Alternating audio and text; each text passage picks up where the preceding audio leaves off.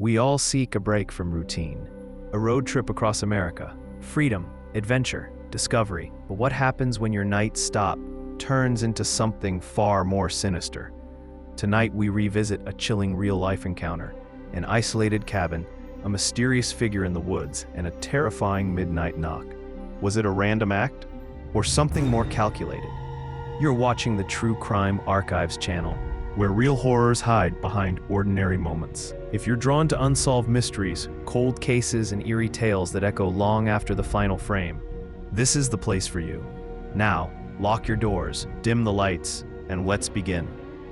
After 9 hours behind the wheel, the unnamed traveler, let's call him Mark, finally reached the remote cabin he had booked for the night.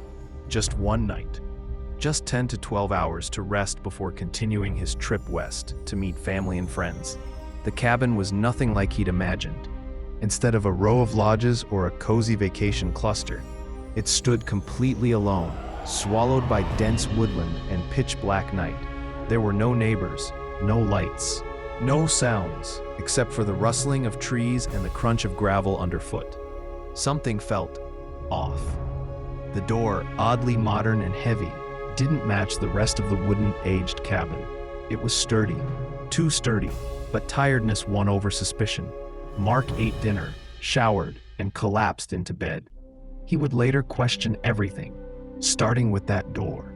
Around an hour later, something pulled Mark out of sleep. It wasn't a noise, it was a feeling, an unmistakable wave of dread. He sat up in the silence, trying to shake it. Nothing stirred inside the cabin, but that unease, it was crawling under his skin. Curiosity, perhaps instinct, pushed him to peek through the window. That's when he saw it, a figure moving slowly through the woods. At first, it was hard to tell. Shadows played tricks, but the way it moved, upright, deliberate, this wasn't an animal, it was a person, out here, in the middle of nowhere, with no flashlight, no destination, just watching. Within 30 seconds, the figure was gone, swallowed by the darkness. Mark stood by the window for minutes, waiting, watching, but the shadow didn't return. He laid that down, trying to will himself to sleep, but the silence felt heavier now. And the darkness outside, thicker. 40 minutes passed. Then a sound. No time to process, no time to prepare. A knock, loud, close, violent, just feet away from where he lay. One knock, then another. Then a voice, a man's voice, angry and commanding. "Hey, open up! Open the door now! I know you're in there!" Panic surged. There was no back exit, no place to hide. The car parked out front was a dead giveaway. Mark was clearly inside. He grabbed his phone, dialed 911. No signal.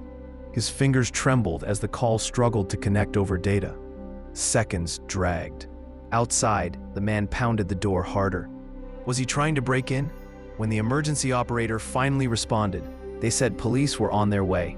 But how long would it take? Would help arrive in time? Then, silence. No more shouting, no more banging. Footsteps retreated from the porch. Mark dared to breathe, but peace didn't last. Glass shattered. His heart dropped. The sound came from his car. The man had moved on, taking out his rage on the vehicle. Then, gone. By the time law enforcement arrived, the perpetrator had vanished into the forest. Tireless and silent, as if swallowed by the night. There were footprints, indicators of flight. But chasing someone through dense forest in total darkness? Too dangerous, too uncertain. The man had escaped, for now. When police contacted the cabin's owner, things took a darker turn. He admitted this wasn't the first incident. A previous guest had also been confronted during the night, shouting, banging, terror. But that guest never filed a report. When they left, the owner found the door smashed in, like it had been struck with a sledgehammer. Rather than alerting authorities or warning future renters, the owner quietly replaced the door with the heavy modern one. He had covered it up, buried the past. To protect his business, or something else? Mark left the next morning, alive, safe, for now, but the fear lingers. Who was the man in the woods? Why was he targeting random guests in an isolated cabin? Was it thrill, hatred, a personal vendetta, or something even more sinister? Could this cabin be the center of something darker? An area with secrets still buried beneath pine needles and silence? The case remains uninvestigated, the cabin still rentable, and the man still out there, somewhere. You've just watched a real-life nightmare, a story that may never receive the justice or answers it deserves. How many other travelers experienced the same horror but stayed silent? How many cabins hide secrets behind their wooden walls? We may never know. But the question remains, what do you think that man came there to do? Leave your theories in the comments below. Was it a stalker, a drifter, or the remnant of something more horrifying? An unsolved crime waiting to be uncovered. Don't forget to like, subscribe, and hit the bell icon to stay updated on our investigations. Every week, we bring you chilling cases, real mysteries, and untold true crime stories. True Crime Archives channel, where darkness is always closer than it seems.